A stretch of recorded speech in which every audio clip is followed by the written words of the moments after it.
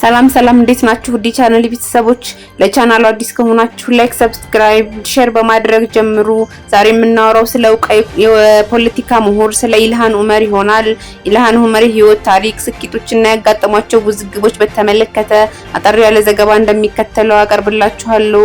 ኢልሃን ዑመር ከስደተኝነት እስከ አሜሪካ ኮንግረስ።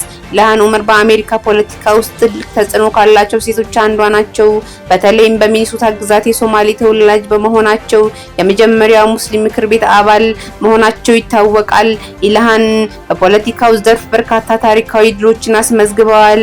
እንደ አውሮፓውያን አቆጣጠር በ2018 የአሜሪካ ተወካዮች ምክር ቤት አባል በመሆን የተመረጡ የመጀመሪያዋ ሶማሌ አሜሪካዊ እና ከረሽዳ ጥላኢብ ጋር በመሆን የመጀመሪያዎቹ ሙስሊም ሴቶች ሆነዋል።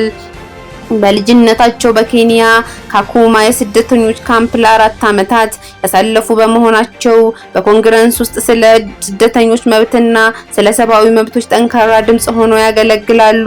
ዝቅተኛ ገቢ ላላቸው ዜጎች የጤና መድን እንዲያገኙ፣ የተማሪዎች ትምህርት ዕዳ እንዲሰረዝና የአየር ንብረት ለውጥን ለመከላከል በሚወጡ ህጎች ላይ በንቃት ይሳተፋሉ።